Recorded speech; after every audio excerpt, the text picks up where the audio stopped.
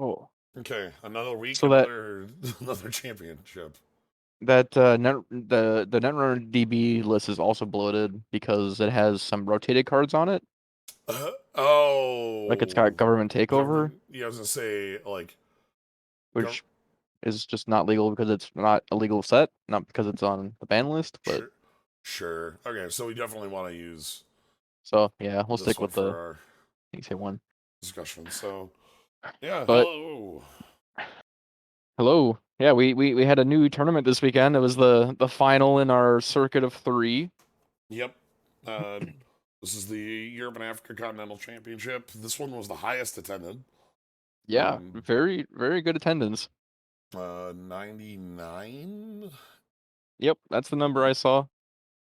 It's a So very nice number. And then yeah, the people dropped as it got later in the rounds in Swiss and everything, but that's typical. yep. But yeah, so um, our results. So we still like at least here don't have full lists, but all the lists are on the we're on coverage. Hmm. So if you go out to Project Nisei and go look at the VODs, you can see the top 8 cut lists. They talk about them before the games start up. Um, but yeah, one thing we can see if we again kind of look at top cut, um, things are as we expected, and honestly are actually a little more than that. If we take a look at, uh, so we have an Atom deck in top. That's cool, right? Oh look, a boat. That's Yep, interesting. yep. We've got two Hoshigo decks in top. I wonder what those could have in there. Ahem. 10 influence. 10 influence. So I think we may have found we've definitely learned a lot from this, especially here. We've learned like our first event, like it looked like HB fell off a cliff, and that's just not true with what we see around Yeah, here. HB It might be performed very well here. it might be that HB has a better uh like game against the boat decks. It might be that uh it's like that could be something that has because as we saw, this is what has kind of shifted over the last 2 weeks. Well, and it's very interesting too because like not only is HB like a very dominant faction, there's a multitude of different decks that all have kind of differing strategies. And in the top cut, I think we saw what was it, four different HB idents in the top eight. Like Yeah, that's pretty wild. though I think the Asa and the PD deck are Probably pretty there. similar. Yeah, there's probably quite a bit of overlap There's a there. lot more overlap there. However, Architects is heavily Bioroid setup, Hmm. whereas the sports metal decks we've seen are much more like, hi, I've got 14 agendas, let's go. Yep. I'll just end the game before like you know anything becomes relevant. Yeah, sports metal is the de facto fast advance HB currently, I think. Yeah, uh, but yeah, so we definitely are seeing between the cut from this event and the last two. I think if we take a look at the total, we would have out of 24 something like 18 shapers, 17 shapers, something like that. It was like, because if I go, let's take a look. No free boat. Results. We've got results out pretty far here, so we can actually count. There's definitely a Uh, lot of green in the oh, top. I want. Oh no.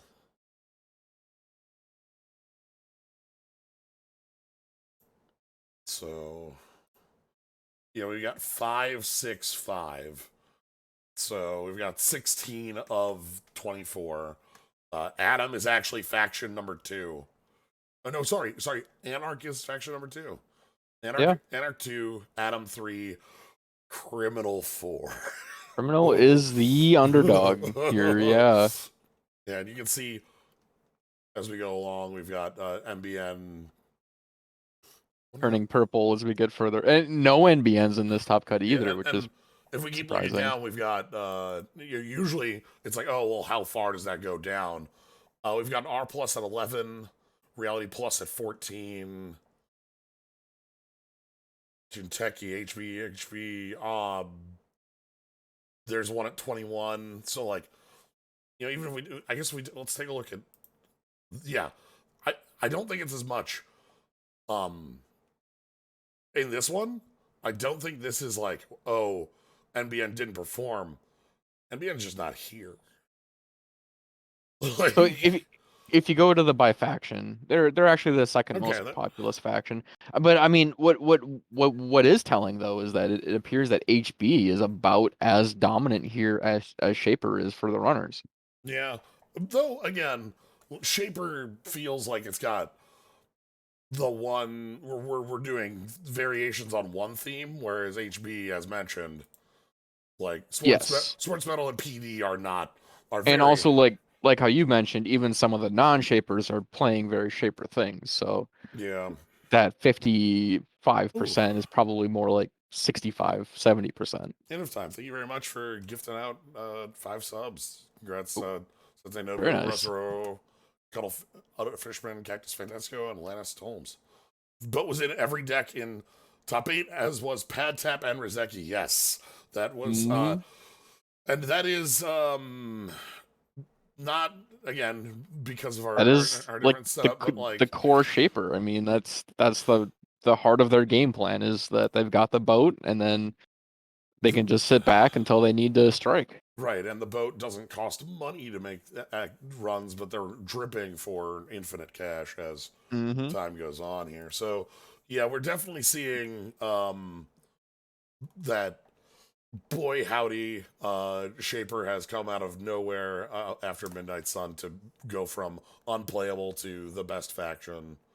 Um, at this Yeah. point, I you know there's a lot of shifting going on the corp side between our 3 events. But like I don't think there's much we can say about Shaper being like, oh, maybe it's no, it's kind of the deck to beat these days. Yeah. It's what you need to Shaper beat. really is the deck to beat. So, Absolutely. and as we've seen, we've taken a look at the decks before. The Latta deck I've seen. We've moved to even worse setups. Ooh, I did not see the Apocalypse version. Oh Yeah, my. Okay. we're starting to just go ahead into like, look, let's just we can get into every server, might as well, and then we can just pawn shop away our uh make sure the paperclip gets back down, simul chip back the important breakers if need to be. Uh 22 That crits off 2 that pads. image. I'm just stunned by it. Up Apocalypse. Apparently, Beautiful. if once you post a deck like this, you need to have some sort of like image like this to Yep, the Netrunner DB deck description meme game has certainly come a long ways. the here's boats. Oh yeah. Um, So but yeah, after this event, Nisei announced that they were gonna do a revision to the ban list before Worlds. yes, we are going to. So according to the exact wording of it was that the ban list change would happen, um, b- giving at least 3 weeks of time to Worlds competitors, which means the latest date the ban list could change for that to be true is next Friday. So Okay, that's pretty soon. yes, And and it I would wager pretty heavily it will not change this week because the invitation, the final championship yeah. is this weekend. We it would not make sense to, even if maybe they announce it this weekend, but this event would not change to it because that would be absolutely ludicrous to change the format of the like top cut event. Yeah. Um, Way to make the cut for the super event, and now all the decks that you played to get here, you can yeah, no longer play. yeah. Everybody change places. So, but yeah. So I would expect next week. Um, Hopefully earlier rather than later because more time for testing is good, especially with Worlds being about a month away at this point. It is a month from this upcoming weekend, Yep. 4 weeks. So, but there's obviously so with what we've seen, the question is more likely what are we throwing on the list than what's coming off. Though it is interesting to take a look at what we do have to see if there's anything that can move around to possibly change things up. It's funny to think like obviously there's no way that like both not Gold Farmer, there's no way Slot Machine would roll off, but that's a 3 sub Yeah, that would Lolon. be some hit to the boat. But Yeah, and I mean, I guess like I think we both agree that the boat is probably the biggest problem in the and meta currently. I see that I don't think the boat is going to take the hit though. I'm I'm guessing that what's going to happen is that like we're going to bop all of the econ around it, and Hmm. the current subtype currents are weird world enchantments is the best way I can describe them in Yeah, magic kind terms. of, pretty much. Only one current can be in play. They're not trashed until an agenda is either scored, the opponent scores, or For steals yeah, as is well, yeah, relevant per what side they're playing. or another one is played, and they tend to be um like they either are like worthless or game ending. Yeah, they really do swing between those two extremes. Those really Um, are like where we sit with them, like rumor mill. Probably employee strike is the biggest offender, I think, Yeah. on the runner side. Blank the corpse text box. There are decks where you Yeah, play this and the game ends on the spot. yeah, Like just on turn one, like, oh, do you have another current to play the current minigame? No. Oh, yeah. well, sorry. Or Hmm. on the other side, there's cerebral static. Oh boy. Like Yeah. so say you're playing against Woo and you play this on one. Oh man, yeah. Whoops. Or the one it comes to mind I always think of as like this is either worthless or the dumbest thing you've ever played is the not media blitz. No, it's resources cost. Oh, Scarcity yeah. of resources.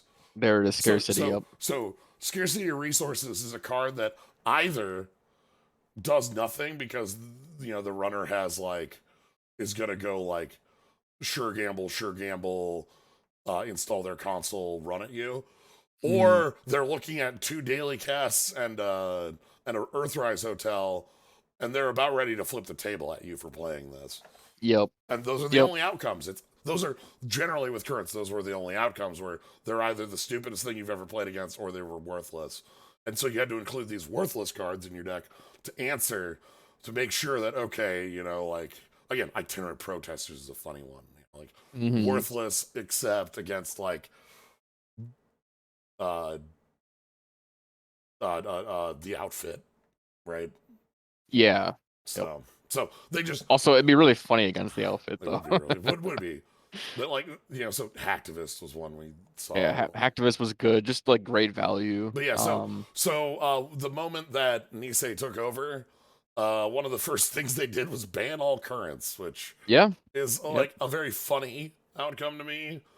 It's literally it's just go knock a code, ban all the tuners. We're gonna go ahead and ban equipment.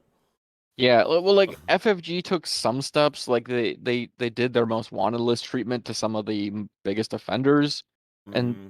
it helped, but it didn't fix the problem by any means. But yeah, Um, so I'm like, obviously, looking at our current setup, we are in a world where Shaper has kind of taken over, and if we want to make ban list changes, we want to rebalance the world so that Shaper is not the worst, but not the only extant option, which is tough because, like, if you just hit boat, does the faction die again? yeah, Like, is that yeah. I think are there's a very real chance of that happening. because and so like I know like like just thinking on cards I've been thinking of that have kind of been around too long or maybe shouldn't have been pulled off in the first place are a couple of the money cards that are one influence. Mm, If we go ahead and take a look at just a couple different lists, there's going to be like Wu was actually a yeah, we see, pad tap sits in like basically everything. yep, Rizeki is another one of these basically everywhere cards. yeah. Tapeworm is to a lesser extent this way as well. You can see it here. It's not the same level as the two It's influence. really only played because there's that spare influence for Yeah, this deck. but like, what it does is it makes this deck, it just sits on boat and then it makes money, money, money, and the runner is very pressed to not be able to, or the corp, you know, can't take time off to be tapeworming. Yeah, On that note, though, Rizeki's been immune to being banned for like 2 or 3 years now, so like yeah. this card is one that I know a lot of people have very, very like heavy feelings on one way or the other. I I certainly feel like Pad Tap is a bigger offender than Yes. Rizeki. Because like at least Rizeki has some real cost, right? It costs 2 credits, so you're not even really profiting until 3 turns down the line, and it costs a mem, which Yeah. is a big deal. Yes, but pad tap is 0 and it gives you it's Yeah, it costs nothing, and the corp can deal with it, but it costs them three. $3 and a credit to deal, and that's tough to do a lot of the time. Right, hard to justify purging for a tapeworm when there's two Rizekis and a pad tap in play, you know. Exactly. Yep. But yeah, Rizeki is one of those cards that is very, very. It's probably the card that's had the most words written about it from the Nisei era, because when it was printed, it was like this. It was the one influence best piece of econ that kind of took all the other 2 cost econ pieces, like a prepaid, and completely obsoleted them because why not have the dollar forever for no cost instead of working for it? You know what I mean? Yeah. And It, so it it is interesting. It seems like recurring credits have kind of definitely diminished a bit under yeah, Nisei. I'm with you, Sengrin, that we were talking about this a little bit before. I find it that like with especially when we're talking about like here's a new format, here's like what the meta is shaping up to be. It's very hard for like to want to hit the new shiny card first because Mhm. like no, that can't be the like we want to hit like let's give it time to settle down. Um, like there's Magic has been there is no semi-limited or limited or semi-limited list in Netrunner. Yeah. It's just There, banned. there, there, there used to be There used to more be obtuse rules God. regarding like influence Oh, and so NAPD watch list and all this so stuff. so there used to be multiple tiers of NAPD watch list cards. Yeah. The NAPD watch list. It was the Um, most wanted list. the most wanted, but then there was most wanted 1 and most wanted 3, Yep. and like So like card, cards had like extra influence tacked yeah. onto them So that like was different than normal influence, and and you had to like go learn this before deck build. It it was just it made deck building awful, frankly. yeah, like so if endurance, for instance, was on the NAPD 3 list, it would have 3 additional universal influence. So it would Yeah. cost 8 influence to pull out of faction and 3 influence to pull in faction. Mm-hmm. And like, but Yeah. Yeah. that they finally had to give up on that. I think with Cipher, right? Was that the card that Cipher was Cipher Oh, when they Cipher. Yeah. was Cipher when they had to break up? And that was when they've had to finally ban a card. There wasn't enough influence you could tack onto that Yeah, card to make it no, fair. no, there wasn't. But I mean, I do at least applaud FFG's attempts at trying different ways to Just to, balance the game. Because like yeah, I mean, as we were talking before we started the stream, most card games generally have only one tool to deal with balance, and that's the banhammer. right. With physical card games, you're very much locked into that because making errata on a physical card game is generally not a good way to go about it. Yeah. Because you're going to just It's just going to cause confusion and arguments among players, and it's just not a good idea. but yeah, limiting or semi-limiting only works. So there's talk of like, could we put a card to 1 or put a card to 2? One of the problems here. So let's say that we wanted to put endurance to 1. That just makes the game more luck sacky. Like, oh, they drew their boat. Yeah. That doesn't solve the problem. The only time that like limit 1 or limit 2 makes sense in a limiting is when the act of having multiple copies of the card Wins you the game. is what wins you the game. Yeah, for So sure. back when AstroScript pilot program existed, it did not have this text. And what it meant was that you would have Astro into Astro into Astro to score 6 points. Astro Train. And then you still have a counter left to get the last one you need. But once this is limited, you don't have the full 7 points gifted to you by this card's existence. So there are parts where limiting would make sense. Another like if we're looking at extant cards in here,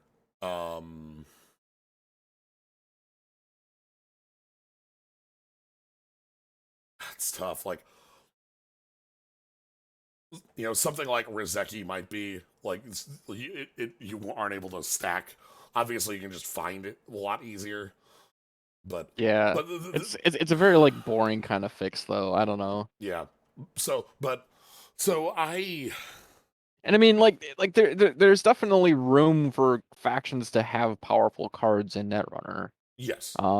Something that I actually kind of was thinking about when I was putting together one of my lists for tonight was the card one moment. The card Netmerker, which is doing Oh, that's a good impression of one of the strongest cards ever made in Netrunner, sure. Netmarker is basically a desperado, but it's a and also draw you cards and a stealth and isn't a console and all these things, and yet it's fine. It doesn't really hurt anything. It's hardly played even. yeah. I was gonna say like, funnily enough, right now being a resource is a little bit of a you don't want to like all your eggs in Yeah, that it's not a basket. straight upgrade for sure, but it's a card that acts like a console but doesn't have the console text on it, which is pretty crazy. But yeah, Um, so yeah, looking at the current lists,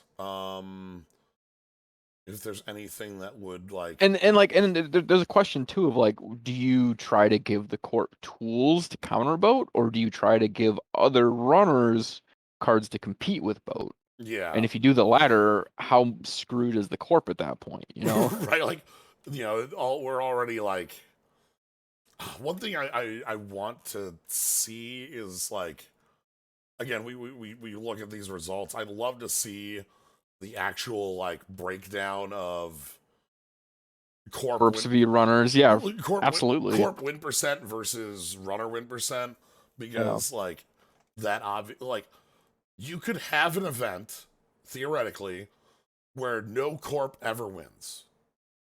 Yep. It Yep. is possible in the game of Netrunner. What is EACC? Europe and Africa Continental Championship. Yep.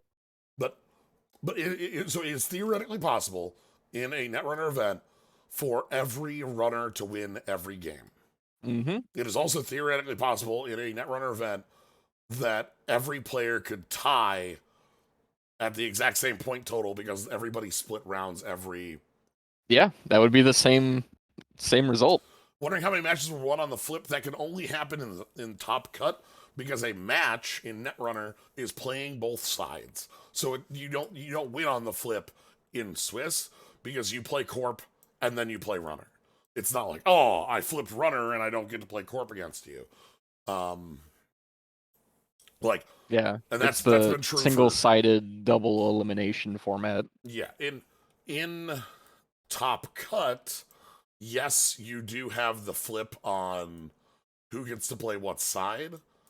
Um, But it's double elimination, and the I idea, think the rule is you'll generally always play the side that you've played less in Top Cut. unless your So opponent is also on that same. yeah, so in theory you should have get to play both sides with relative balance, but I'm sure there's definitely cases where that's Again, not much true. much like the runner being able to win every match, you could Hmm. possibly get like Corp twice and lose. Yeah. Um, but oh, sorry, let me. Um, and,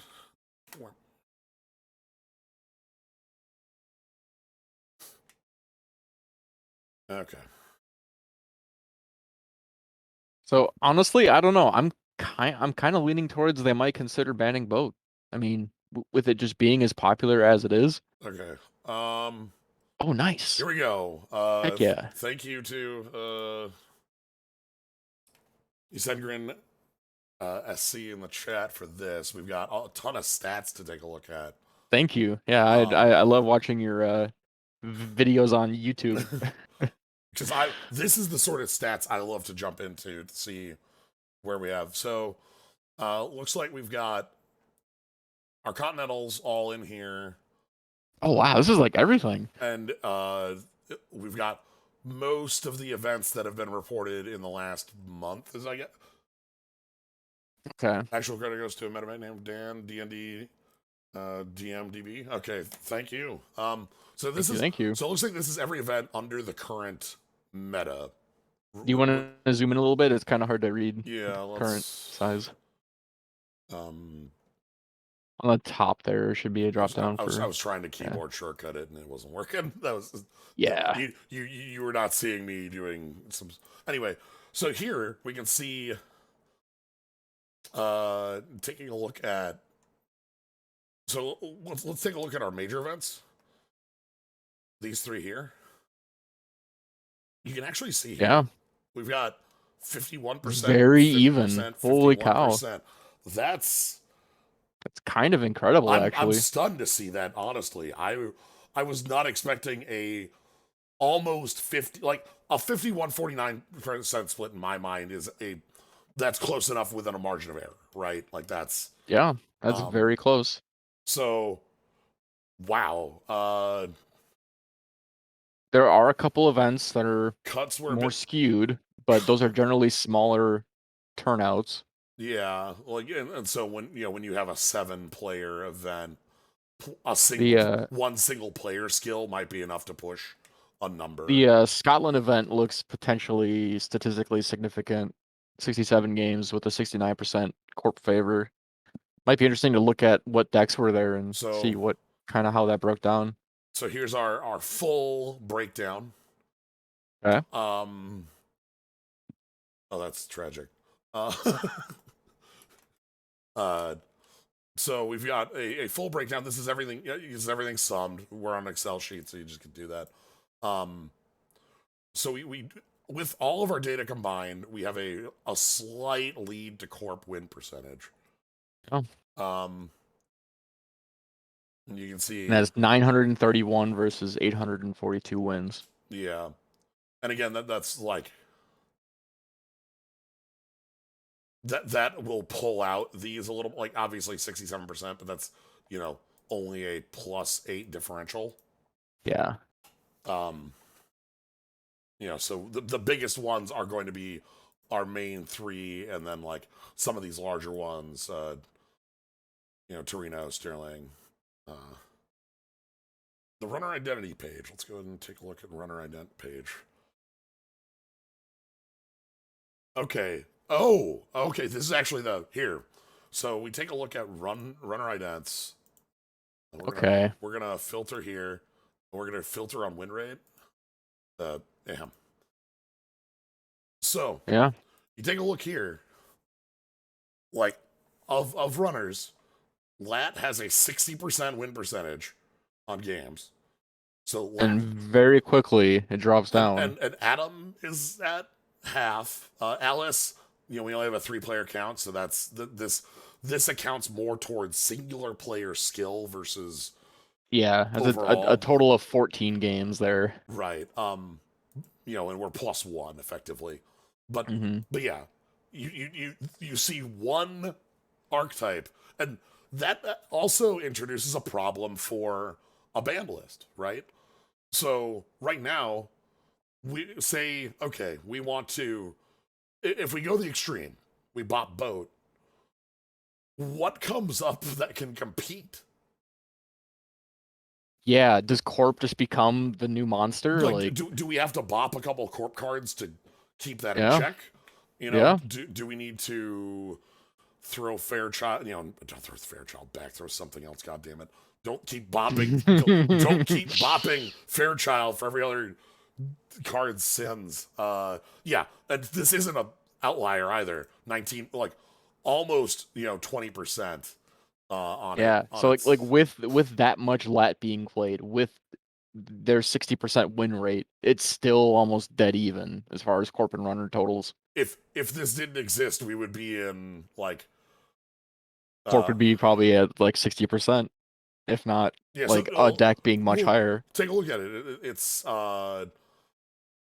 253 out of 425, so that's 172 versus a 253. So say we go back to overall stats and we gave Corp another 80 wins effectively. Hmm. That's effectively what would happen here if we removed, Lat. This would be going up to 1,000 versus 842, or it would be going down actually. So, but that percentage would jump up to a pretty sizable corp win rate on the top end. Yeah. So very interesting to look at that. Runner cards, obviously, we have our good old only play rate 100%, all-time winner. That's right. 100%. That's right. Heck It's yeah. sure gamble. If you're Heck not playing yeah. 3 of it, you've made a mistake. I'm sorry. Please change your deck up. It's the goat. Goat gamble. Yep, that I I love that, it's the core card, it's the first card on both sides. Obviously it's not It's a weird thing. Like but I was trying to like think of how to like explain that to a new player. It's just like there's these cards you just play in every deck just yeah. because they're like the best at what they do. That's also a good point that Ysengram brings up, is that, like, obviously, we have this huge this is the deck that is the most winning current runner deck, but we, like, also we have a number of, like, top end players who are performing very well with this deck, who would likely be able to perform at a high level no matter what. They'd be able to play with a lot of different decks at a high level. This is just the Yes. one that this is the one that they've built and chosen. However, also we can see it's not just like 3 high level players that are running a plus 60% play. Yeah. With as many players, obviously it's a lot more than that. As far as play rate goes, there's some we see some pretty obvious ones. Daily Cast being number 2, not surprising. Hmm. But our next one's up: Paperclip, Pinhole Threading, Pad Tap, Deep Dive, Rizeki. Deep dive. Wow, that's actually very high for a 5 influence card. That's higher than the boat. Yeah, Is that accurate? That doesn't seem accurate. well, it has to. I mean, it's accurate based on the lists that are pulled in here. You see the numbers wise, endurance He's is played 50. Which is 30. I mean, I guess. they're both 5 influence cards. Yeah. Yes. This is based on decks claimed as well, so EACC isn't fully in here, I guess, Okay, because okay. those aren't fully I mean, that makes sense. You just don't have that data that you're missing. right. It cannot be added. Um, but yeah, we let's take a look at corp idents. Who's the who's the current corp that is big deck on campus? Oof. I'm gonna guess after the last event, sports. No way. What? What? Wait, no, hold on. Wait, is that win rate or is that something else that you had filtered by? That's faction. That's faction representation. We want You want win rate. I think column H, is that what that is? win rate, faction differential. I think you want to column H. I mean, it's win rate here, but okay, sorry. Jinteki's number There we 2 go. on win rate. Number 2. Okay. Yeah. Damn. Yes, So if everyone's playing Shaper, they are, yeah, this would be like the point of deep dive being on there is that it shows that Shaper is more played. so I would bet that PE is heavily weighted by some of the smaller events. Because it did not seem like they had that great of either representation or performance at any of the larger events. Yeah, we only have one. We had one in top 8 of the most recent. Was it even top 8? Yes, it was. I thought about playing the list today. Oh, it was. Oh, it's just not claimed yet. Okay, I Yeah, see. it's It's Mr. Buggles, yeah. which they had a very good run on Swiss for sure. I saw a couple of their games. So okay, very interesting here. So Sports medal 69 players. okay, and that's at a 47. Okay, but Huh? around. It's one of the biggest play rate decks. Yeah. We're seeing. OB is pretty high, 55% with 10% play rate. But yeah, I mean, the big thing here. You take a look at this. If we go, let's stop here because GameNet and Spark are one player at a 50-50 rate. Mm-hmm. That's a nothing data. But this here, we take a look at like our decks going up here, and we can see that above 50% win rate, we have almost a dozen different idents. Yeah. And obviously a couple of these are like this architects is one player, Fringe. Yeah. but like there's Asmari. It's interesting that Reality Plus is actually below the line. Mm-hmm. I that's unexpected to me. It's obviously only very nearly. It's literally one game below the line. Yeah. Yeah. High play rate, low win rate is a really good data from a design perspective. It tells you people enjoy the mechanics of the deck, right? So that's a real good point of how to different ways to look at the data that we have here. Mm-hmm. A lot of people both think that sports metal is strong here, but also if we have this big of a representation, people must enjoy playing the deck, I'd assume. It's clearly not the the winner as far as what we have here, but As far as the overall win rate, but that may also be a testament to the I guess skill that it takes to pilot too. If only a small yeah, number of players can get very good results with it. the Asmari and Jinteki, both. Pretty high actually. Very surprised at both. Yeah, and then corp cards. Uh, I'm so sorry, hedge fund. You're Oh not. no, number 3 at 84%, under Spin Doctor at 98. Wow, and Rashida at 90. This is this is beautiful seeing the 98% spin doctor. Like somebody was like, I gotta cut one influence somewhere, and they cut like Yeah, pretty much. it reminds me of one of my favorite articles about back in Mirrodin proper, original Mirrodin block.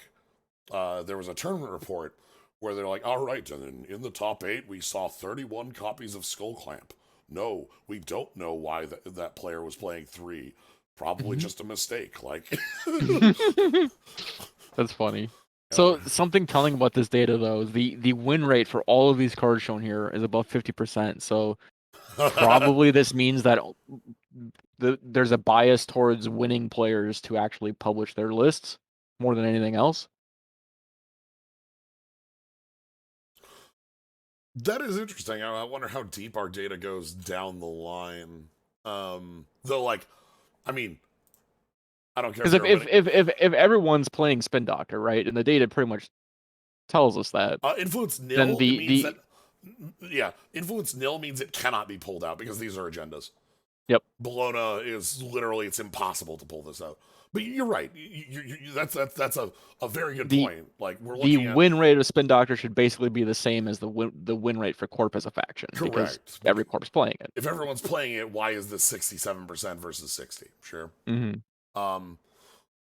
Though hedge fund, I also think should be similarly. It says a lot that we see IP block as our number 4 here. We have a pretty sizable drop after the third, like in runner. Yep. Like, yeah, runner, we have like Earthrise, daily casts, and a number of these others that stick around in over 50%. I still don't think deep dive can be that high. 57%. That's wild. So there's definitely some bias with this data, I think, but sure, there's more copies of Rashida than there are copies of in general. Well, I guess that's if you're playing Rashida, you're going to play 3, right? Whereas like pretty much, if you're like, this is somewhere where like I can definitely see like, oh god, I'm playing 12 influence, I need to shave 1. Shave a spin doctor. It's gonna feel bad. Maybe you put in a copy of a copy of preemptive to try to make up for it or something like that. Yep. But because it costs influence, that means it's more shavable. Yeah, you were playing 2 for that exact reason. Makes sense. Like that's the place where like maybe you cut some points because the idea with Spin Doctor is that one of its main purposes is to stuff variants.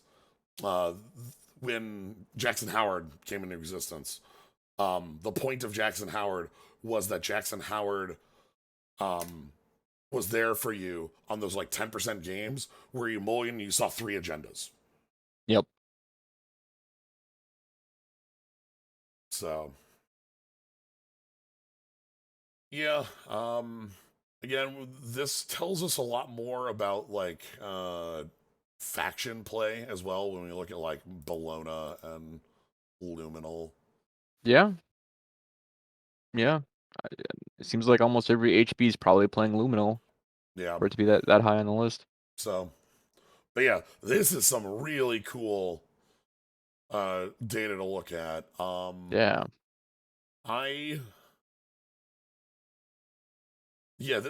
Again, this is probably the thing that is the most like incredible to me is that we take out like we just look at the main 3 events we have and we have a 50-50 meta.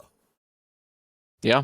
So I think what that tells us is that the folks who are going to be making changes on the ban list are going to have to tread carefully because like if it is cut Rozeki, cut Pad, just those 2, they're this scale is going to tip pretty heavily. And yeah. Econ gets a lot worse on the runner side. But then like so do you hit something on the corp side to balance that? And if you do, what is that isn't just like, boy howdy, I sure do love banning Fairchild again, bop. Yeah, I mean, if you're looking to take a little bit of the wind out of HB's sails, I mean, it's right there. You can do it. maybe you You do it. Do it. maybe you look at something like Luminal, like just a very minor hit that sure it's not like the game plan for most HP decks, but could be a small nudge. I don't know. It almost feels too arbitrary though. Like, Right. I think most cards you choose. Question: Hedge fund and sure gamble are the exact same card. The latter has 100% play rate, with the former is much lower. Any idea why? Um, the big thing there is the in my eyes is the difference between how the corp plays and how the runner plays. mhm. With the runner, there's like your like sure gamble is one of those cards that is always going to be in your like in an opening hand look like one of the best things you can possibly see. Um like you open that, bam, you're off to the races and can start playing more of your either resource generating cards or ways to get moving. Whereas with like the corp, not every corp is going to need a burst of econ. Um, you can have it like you can have a corp that's much more dedicated to drip econ or like sideways, long econ. Yeah. Either by assets that they play or longer running cards. And in those cases, you might not care to have a card that's just a +4. Whereas on the runner side, designing a deck that unique is basically Geist, right? Yeah. And Yeah. and we don't have a ident as unique on the runner side as we did with Geist. Yeah. We I like mean, both sides definitely have played but like decks dropping those cards, but it still remains true that 99% of decks do play them. yeah, like and here's the thing. I wager if we're looking at just decks in our top 8, I think we're gonna see hedge fund in all but like one or two lists. It's not like a going from 100% to third place isn't a gigantic drop. It's still the third most played corp card. Yeah. Funnily enough, it's a testament to how powerful Rashida is Yeah, that Basically. Rashida has taken Yeah. over as well. Rashida, uh, those not familiar, we're gonna go ahead and just kind of move over here and highlight Rashida. Yeah. When your turn begins, you may trash Rashida to gain 3, draw 3. So, while Hedge Fund is a +4, Rashida is a +3 that also has draw 3 cards attached and can be Hmm. played. Hedge Fund has been played in every Corp deck this rotation. CTM sometimes also didn't want it. Yeah, that sounds right. I do remember back in like older eras where you would have like the NEH or Yeah, turtleback like decks. CTM or industrial genomics. I mean, there were definitely some like very asset heavy decks that just didn't bother with it. Yeah, Um, and because they just Probably more just due to slots than anything else, right? I so mean, so so yeah, and yeah, so that's a little more on that. Another bit is that with the corp in a nutshell in like a more generic stance is going to be the one that is more likely to draw hedge fund and be like, ah, crap. Like, whereas like a runner these days, runners tend to run off like it's hard to see a runner going broke that isn't like something has gone wrong and a market force is resolved. Indrik, thanks for gifting out a sub to Segrin. But yeah, there's a lot of obviously there's a ton of reasons why you might see or not see a card, but it's very I really love the dichotomy of hedge fund and sure gamble still being like again from core set some of the most played cards in the entire game. yeah. Third place on here says a lot about the tuning of the numbers being exactly what it is. Yep. Yeah, CTM is dead. I guess CTM basically got bopped to death by rotation, right? That's got to be the Yeah, go back to the identities tab. Um, because like I remember for the Sort longest, by players. I want to see which ones are most played. because like when I remember formats back where CTM was Hmm. the boogeyman, Baba Yaga, Yeah, but like uh now we're down to 9 players with it's a fine win rate. It's excellent. more than Built to Last has. But Let's yeah, just yeah. say that. Yeah, I was gonna say they definitely lost a lot of their asset setup. Yeah, Moonbod Temple, Moonbod Virtual Tour. Oh god, and Bankers. Oh, Yeah. Yep. Virtual Tour was one that very much made that deck more dangerous than it had a right to. CTM is controlling the message. This NBN ident. The first time the runner trashes a installed card, Trace 4. Installed card, I think. Yeah. Trace 4. If Tag successful, Glim Tag can't be cannot be avoided. prevented. Yeah, can't be avoided because we Yep. wanted to just. I'm still mad about can't be avoided. Uh, for for uh, for those not around during the playtest era of that, the can't be avoided was added on there to make Jess Minder worse. yeah. Like they thought Jess Minder was too much of an auto answer. They didn't, and so they wanted. So it made Jess Minder useless. Like so Yeah. nobody's ever gonna play Jess Minder. Jess Minder Yeah. just says avoid the first tag you would take. Very, very, very hilarious that they wanted to like. It's the counter spell that says can't be countered on it. Hmm. And then the person who plays the counter spell that says exile target spell, and then they play the split second counter spell, and that's the last one. Nobody gets to beat the split second counter spell, like. Yep. Um, but yeah, anyway, that's a whole lot more chat on this one. I'm happy to have some data to look at. Yeah, you should send me the link to that because I'd like to dig through that Yeah, too on my own time. yeah, I will grab that and send that to you when we're finished up here. So Very interesting. Yeah, Near Earth Hub. It's got 5 players. I mean, that used to be a monster of a deck. right, I think it says a lot about asset spam if Near Earth Hub and CTM aren't real, right? Yeah. those are the asset spam idents. And if they're down here, then Hmm. yeah.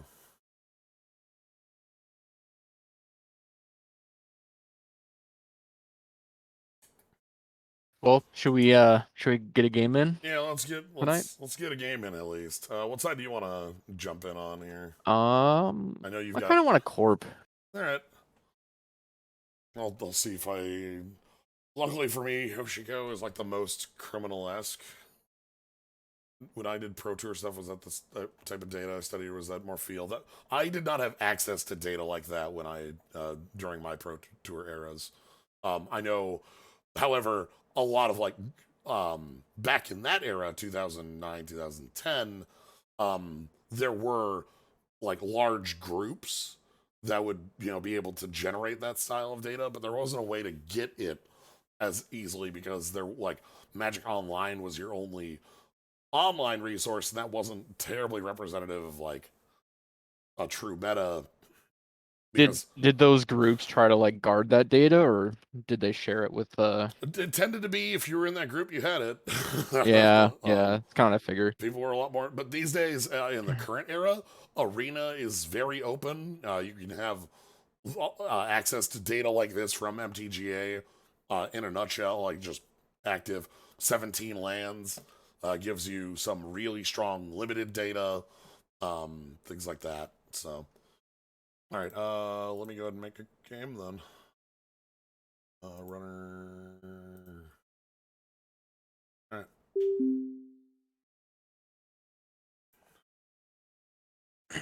All right, you want to cut the feed as well?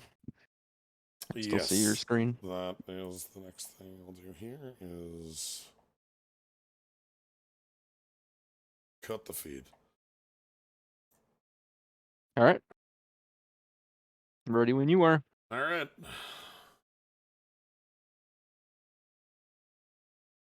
Hmm. Hmm. Yeah. I think I can do better than this hand. Though, at the same time... No, this hand's actually... I think I need to mulligan the 2 agenda hand. Always. Unless you've got, like, either a way of dealing with that. Because a 2 agenda hand can very easily become a 3 or 4 agenda hand. That's just it, yeah. If I happen to draw 2 more in the first couple turns, I'm just SOL'd.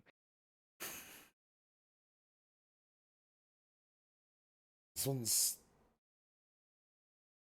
one's having me having to think about it.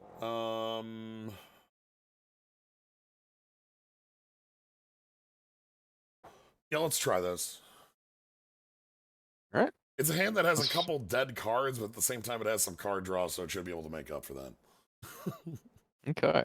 We'll be okay. I'll draw a quick 1. Alright. All HQ. Get out, 1,000,000 agendas, 1,000 agendas. Solve remote. 1,000,000 agendas. Solve agendas. 1,000,000 agendas. That's the draw, right? Yeah, that's pretty good. That's exactly the card I wanted to see out of this one. Is it boat? No, it's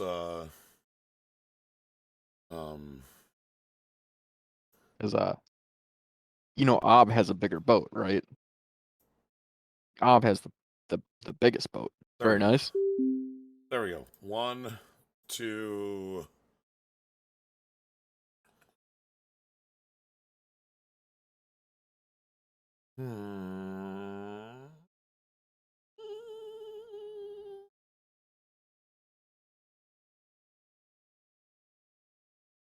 This third Oh, discard come on. is a cushion. Just trash one. It's fine. It's fine. Playing Anarch, you can afford to play loose. Just trash something. It doesn't matter.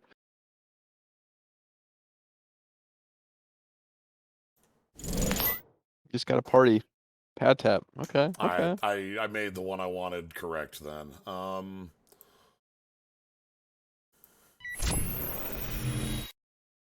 further.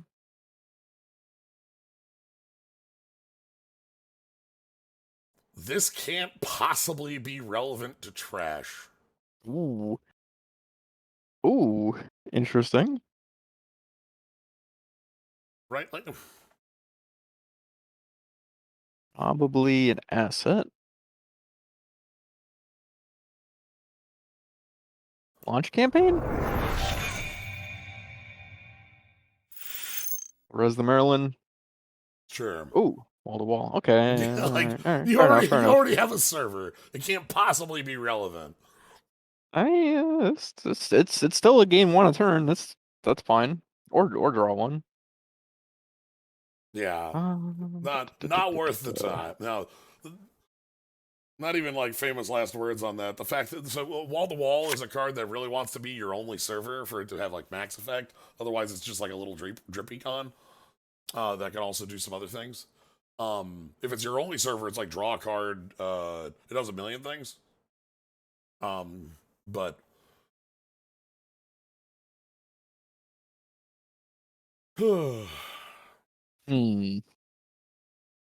Indeed. Anyway, you got like 1,000,000 agendas in here, right? I think Huh? remote. Lice it. Sure. I'll draw my card. Well, if it's open. Hey. I'll walk in the open door. If it bleeds, it leads. No further action. Wall to wall, GFI, and launch campaign. Okay, yeah. Wonder what you're gonna choose. Oh wow, that's the agenda. Oh wow. I'm stunned.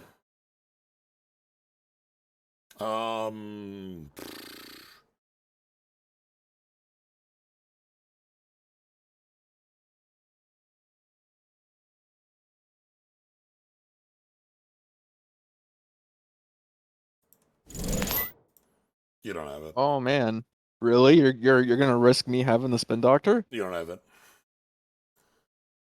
No further. You wouldn't have iced the Spin Doctor, that's why. Still only worth 3 though. He would have never. You would have never iced it. Spin Doctor is something that you can pop and then use that server again later. Maybe I would have. I mean, I didn't, but I could have. That's why I made the call. You're running R&D. You already know what it is. I do. Go further. Sorry, that doesn't shuffle. Do you mind if I'm That's fine. Yeah, go ahead. So, That's fine. It works like a card that does shuffle, but yeah, this one doesn't. In my mind, this is Keyhole. Mm-hmm. Yeah, this is a much softer version of Keyhole and is still really strong, interestingly enough. Keyhole, and even Keyhole, like, took a long time for it to catch on, it seems like. Oh, not gonna let me have some drip? No. Shuffle the deck! Shuffle it in. Shuffle the deck! Shuffle the deck! Let's go! But now you have no clicks left, so... and now I only have 1 rezzed asset, thank you. That is, pretty handy. Gain 1, draw 1. We should play the original recommended starter game. Yeah, I'll actually add it to HQ. Why not? Alright.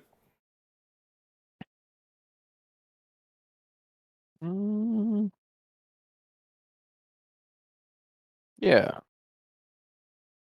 Server 2? Sure. New remote. Sure. I have another click left, right? You do. Gain a credit. I'll discard 1. Mini. Manimer.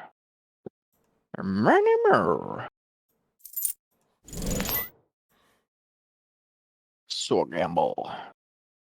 No further. That's alright.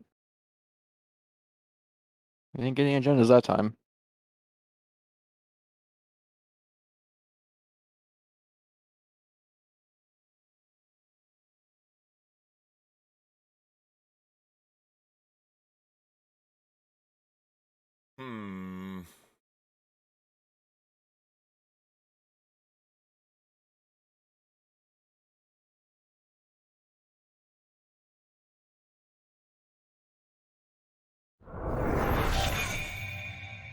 Okay. Trashing Urban Renewal. Credit. Okay. AK draw on my next turn. Sure. 1. Gain 1. And we'll advance this guy. Let's just score out an agenda. Okay. 1 other card. Yeah.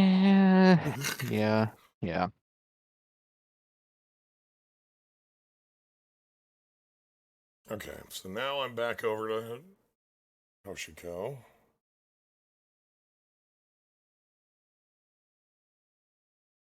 Let's go.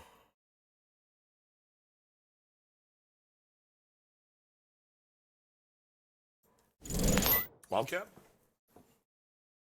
I'll give you cards. That's why I did this click 1. Yep.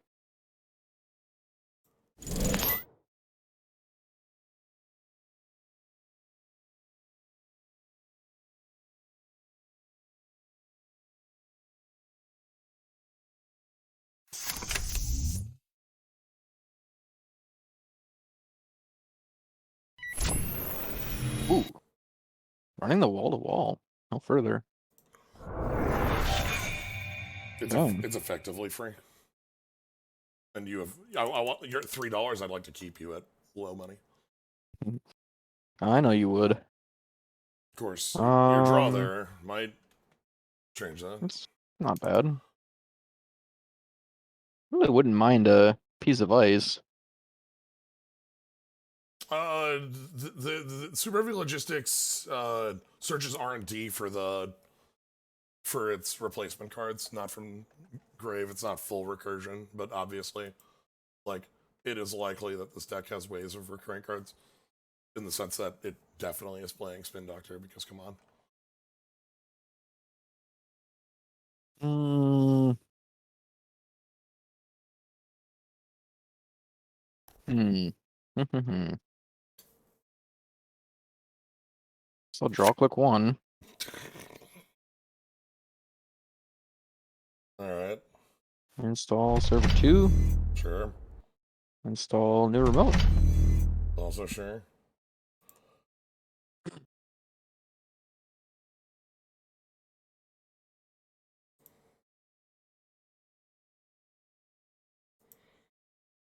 Yep.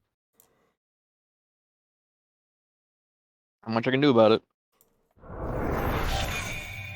Hey, there's some ice.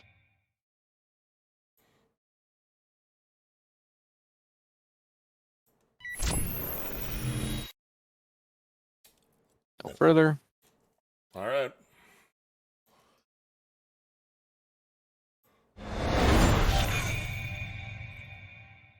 Five points, man. Yeah. Not a good position to be in. Oh, there is a remove from game zone. For instance, Spin Doctor exiles itself on use. Mm-hmm. There's an almost most of the big recursion cards hit themselves. The biggest one that doesn't is Archive Memories. Yeah. Yeah, I think all of the multi-card recursion ones do. Okay.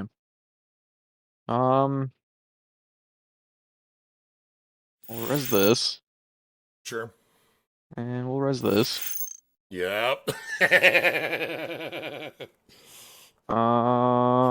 Actually, no. Hold on.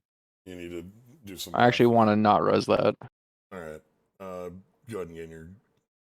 It's still got counters on it. You need to have enough Uh, money to be able to install credit for the Mausolus or border control off the top of your library. let's see. Was it set counter? No. Counter, slash counter, type. You could just like move it from the zone and put it back. Nah, that's a. Hold on. I got this. Okay. Power 0. Yeah, most like big Okay. recursion cards.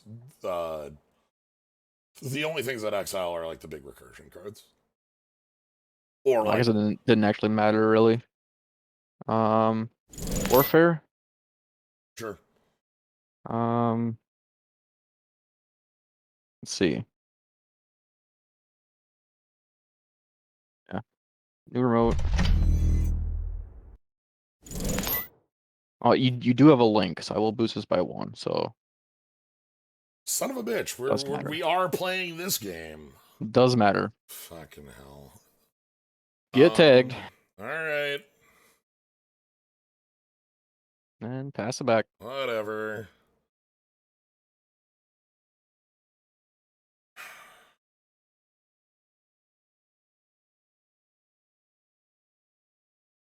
Yeah, you had not seen any tagging cards up until this point.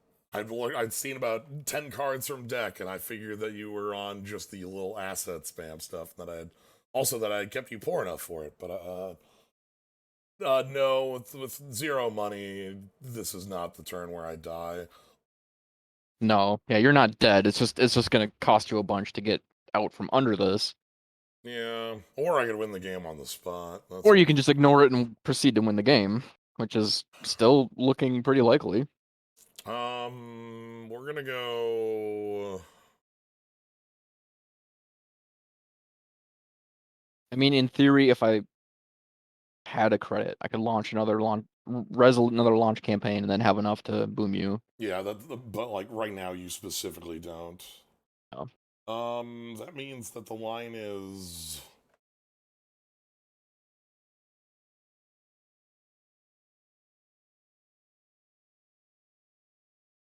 I probably should have pulled a credit instead of installing this last card. Even if I don't have the boom, just to threaten the boom. Yeah, well, my knowledge, boom is 4, but it's a double event. It costs 2 clicks to use. Yeah. That means the line here is It's zero ob triggers this game. It's kind of surprising. For my dent has done nothing.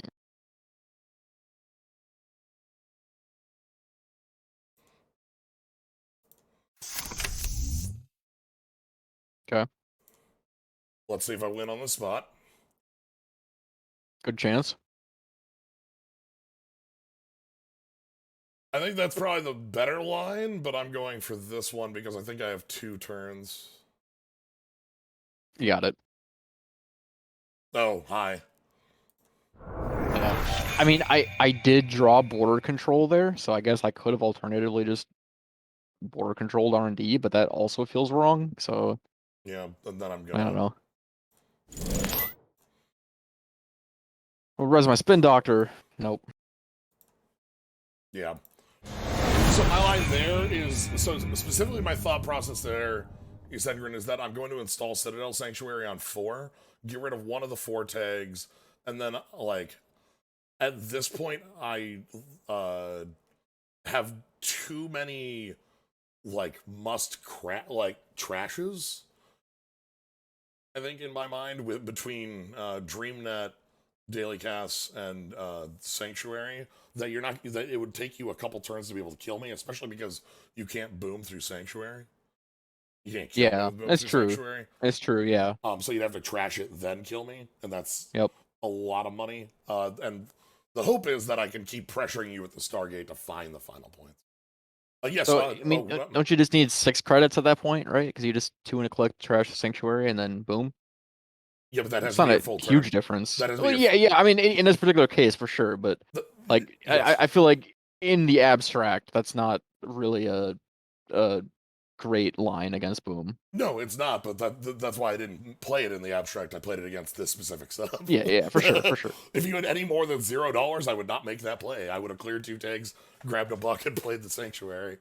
Yeah, Like just or like so that would have cleared 3, I think, and then we'd be and yeah, then you'd be pretty much fine at that point. I'd yeah. probably trash sanctuary and then. And then Ugh, I don't know. I mean, yeah, I mean, me on zero there is it's just tough to get back at that point. yeah. Um, Because I definitely made the mistake of not defending R&D, even not against Stargate because this deck has a lot of assets and that makes R&D a lot less reliable. At least in my experience. yeah, I The was runner can just kind of run in, trash stuff, and then run back in, trash more stuff, and it just feels really bad as Corp. yeah. DreamNet is really cool for being for Flip Toshiko because when Oh yeah, it's like the best possible card for you. yeah. It's huge. Um, But yeah, I'm obviously being able to hit me with hard hitting news, even when I'm on this many points, is such a compelling move. I think yeah, like, yeah, but like the undefended R&D with a Stargate on the table is such a yeah. And I mean, tough. I was holding hard hitting news for a few turns, waiting for you to go low enough in credits to just hit you with that in the warfare. Mm, Um, but I probably didn't need to do it at that point. I probably should have drawn one more card, and then I would have drawn the Mausolus that you saw with the Stargate, put that on R&D, and at least force you to get some breakers out. right. I don't think you just waltz through that ice, even with the Stargate. Mausolus would have been installed Black Orchestra from Grave, and And that then costs you 6 to break 2 subs. Like that's not great. is Mausolus 5 strength base? Yes, it's a 4/5. Okay, then yeah, So that's it's pretty damn two bad. pumps and that gets you 2 breaks. Yeah. It, funnily enough, it would have had to have been Mausolus because if you had put um, border Border control, control. I'm holding Botulus, and that just Yeah. Border control definitely does not want to go on R&D. yeah, like Botulus can like let me through there just by killing the end the run, Hmm. and then like Yeah. that just gets one every turn. So because all I need is the Stargate in, but yeah. So this deck plays a ton of recursion. It has the 3 spin doctors, the drudge work, and also a preemptive. And I was holding the preemptive Okay. for a few turns, thinking of playing it, but opted for the hard hitting instead.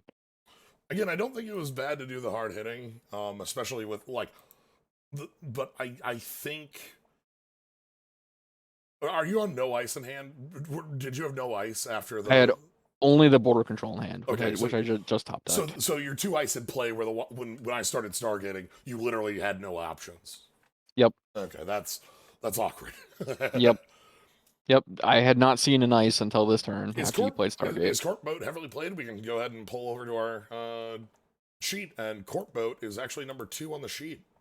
It has a uh, higher win percent here, and I know there's a couple different builds that have been competing on Boat. Um, Yeah, so this list is like I feel there's like a combo refinement because of there's Combo Boat, which is the one yeah where you MCA into into Drago and then just Drago. hard advance that into killing them. Which is fine. There's nothing wrong with that deck, but this deck feels like much more of a refinement where it almost plays like the Gagarin decks of yesteryear, where you're just kind of like overloading the runner with different assets and then eventually hitting them with a hard-hitting news and a boom, or even just scoring out agendas. Yeah, A very interesting sort of list. One I feel like where having experience playing it would massively improve your performance with it. certainly. On the opposite side here, Hoshiko is one of my favorite anarchs because they play like a criminal. She has these on access abilities that Hmm. give her the ability to just snowball forward. Yeah. Yeah, Her. Stargate hits the table with the Iceless R&D Corp goes, oh shit, oh crap, oh damn. Especially because, say I don't hit so when my first hit was the GFI that I mad dashed at because I just was certain you didn't have it. Hmm. I had to make the call. Yep. Um the second one I ran at was it was 3 assets. It was drudge work, it was Urban renewal and wall to wall to wall. wall, and you already had a wall to wall at that point. And so my thought process was, do I hit the urban renewal or do I hit the drudge work? And I decided to go with the renewal because I didn't want you to have a threat that pushed me to the right. And if you had the drudge work, I'm already going for R&D. Put them right on back, please. Yeah. If you want to drudge Yep. them. Yep. And then the third one, we found a Zeph in there, but like if I hadn't found a Zeph, I'd be after the ice because Yep. the ice, without ice, it's like, oh god, what do I do here? Yeah. So, but yeah, I'm a big fan of. Let me go ahead and if you haven't seen the full list here, the big thing this deck has that makes it really interesting as far as aggression goes. So obviously we've got boat, but the thing that makes boat, let me, uh, so 2 boat on influence, but it's also playing 3 hippo. And Hippo removes itself from the game to trash a piece of ice that you break all subs on. And Hmm. Boat gives you, and Botulus, give you pretty easy ways to just crush a server like that. Yeah. So I enjoy that. It also is a lot of grave breakers. Oh, anyway, goodness, we've done a lot of talking on this one. Yeah. So I guess to kind of close it out here, I am curious, like what change, if any, would you want to see made to the ban list? And it's okay if you don't have an answer. I I'm just think curious. so. I think what I would want. I'm scared that boat might be the correct hit, but I don't want to much like the folks who had created the card. Hitting it this early in its lifespan feels so sad because Yeah. it gets 2 weeks of life. Hmm. So obviously that's an idea. I think at the moment I would go and cut a little bit of the one influence econ to try to make it so that econ is more towards what the 3 the different factions have. Hmm. Maybe we can see Crim with say Cevez Cevez Uh, Chesva, I Jesuit. Yeah, think.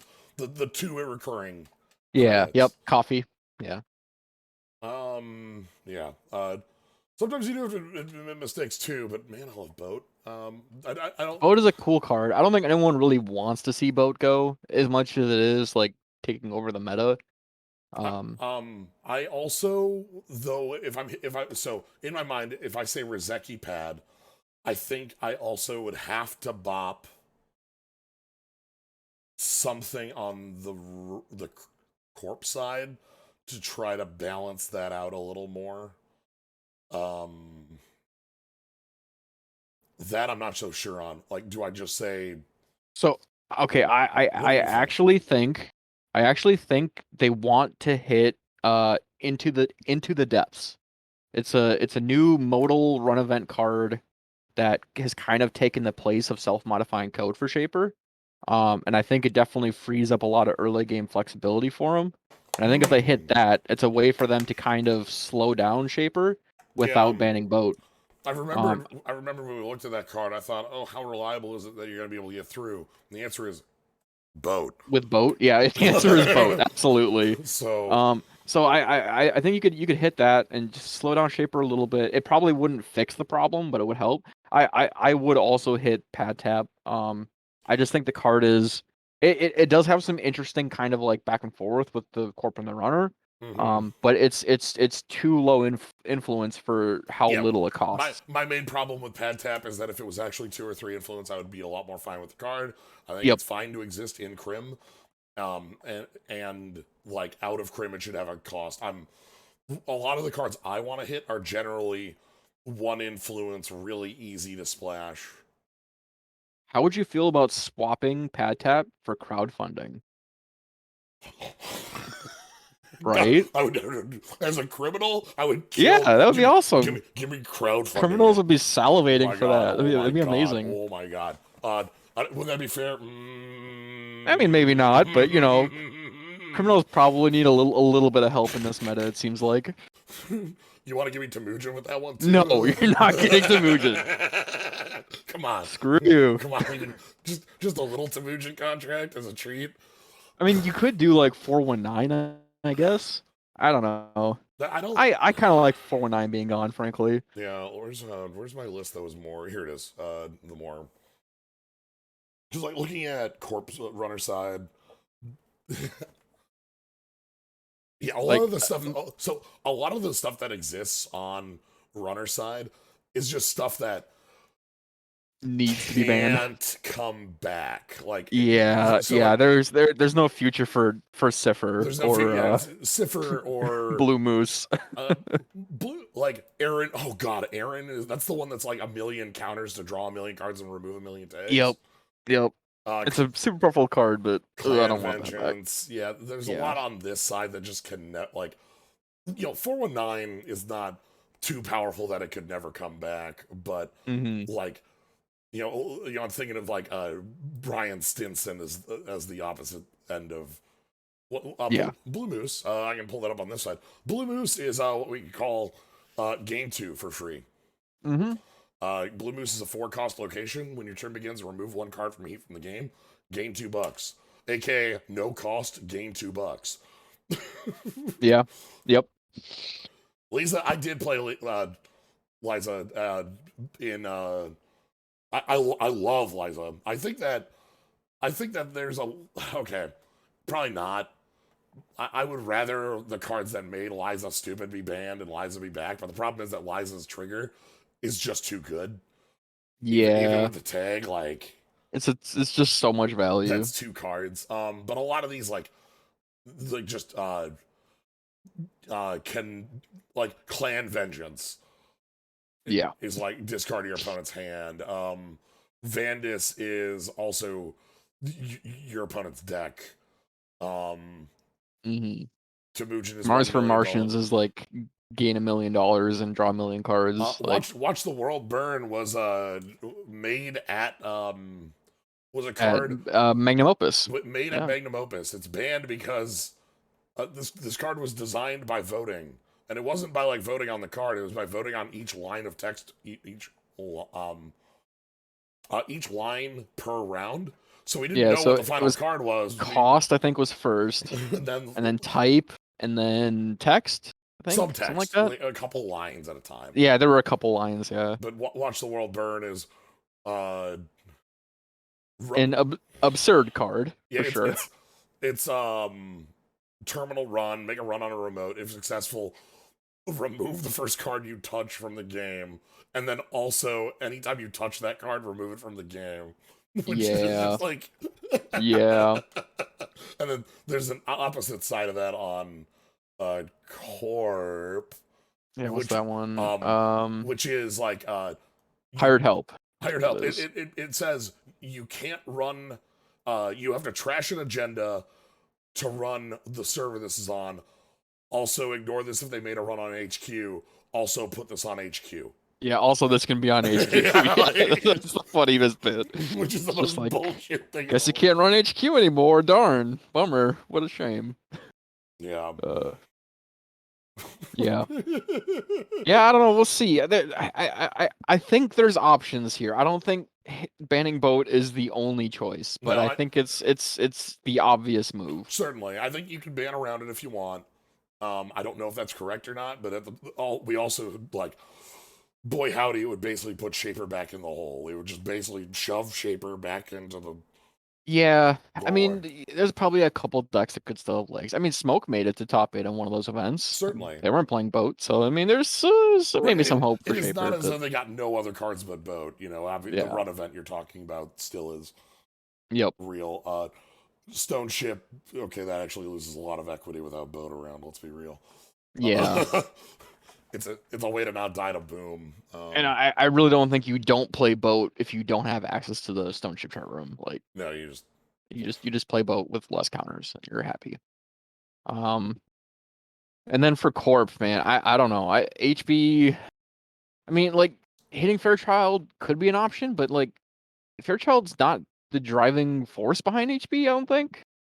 If you would the hit anything out of HB, oof, uh, gosh, I don't know. waiting a month is good to let the meta advance. Not in. Well, I mean, the problem is Worlds is next month, and if we have like we've already announced there's a ban list change. Like that's already that Yeah. is known. So like it's not as though like there will or will not be. We know there will be. Um, but yeah. Anyway, with this, hopefully by next week on Wednesday we'll have a ban list. It might not. We might be. This was not Worlds. This was Continentals. Continentals was we have our Asia Pacific Continental. We have our Americas Continental, and then we have our Europe Africa Continental. The major event afterwards is Worlds. It's a physical event in that it's Toronto. Yep. Want you to know that my brain was saying Tokyo, Canada, over and over again. Good old Good Tokyo, old Canada. yeah. Everybody loves Tokyo, Canada. But no, in Toronto, it is a physical event. And then as well, this weekend there's going to be the Intercontinental Championship, which Correct. is going to be the top eights from the 3 continental events, and should be pretty interesting. It's not going to be a huge field. It's going to be 18 players, but it's going to be a lot of the very best players that we have, and it's Uh, going to be very interesting to see what they bring. the top eight? I think it's the top 8 of each event. So that's 24 players. Well, it's 3 events, right? Oh, no, you're right. I was thinking, yep, you're right. Math is hard. Yeah. But yeah, it'll be interesting with that because obviously we're gonna see if they are playing the exact same lists, we're gonna see if it top four. Okay, top four from each event. Then Oh, that's top 12. 4 even. Okay. Yeah, I like so the Intercontinental bit here doesn't have the notes on it. It just says it's invitational, so I wasn't certain. Yeah, I've only heard people musing about it. I haven't seen any actual official Anyway, rulings on it. so that would be top four from each. That's 12 players, and we'll have a like let's see. Some kind of bracket, probably. I'm not sure how that's gonna work. I see already looking here, we've got yeah, we have pretty wide representation on the corp side. The runner side is 3 Hoshikos and Adam, and then the rest is Lats and 1 Woo. But it'll be interesting because we actually have a pretty sizable amount of Reality Plus in here. We have a sizable amount of 3 live Swiss. Okay. Hmm. Interesting. So You take 3 losses, you're out. Okay, that's cool. But yeah, with 12 players, yeah, okay. I'm very interested for watching this over the weekend. That'll be fun. And then hopefully, my hope is by Wednesday when we do our stream next week, we'll have a ban list to talk about. If not, we'll just be able to go, you know, do a little bit of talking about the invitational and then do some more games than this time. Sounds good. We had a lot to go over this week. I think again, thank you again, you said Grin, and thank you to Dan for this data to look over because this is Absolutely. the sort of stuff that I look at and I just yes. So anyway, all right. Thank you all for joining. Thank you, Dakota, for being here.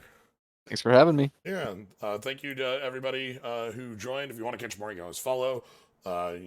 Subs help out. Thank you to all the gifted subs as well. But yeah, we'll be back next Wednesday for more Netrunner times. This week we moved to Tuesday, as tomorrow is a record keeper stream that I'm doing with Vpriz and Wandering Newbie. But yeah, so that's what's coming up in the future. Thank you all for joining. Have a good night, everybody.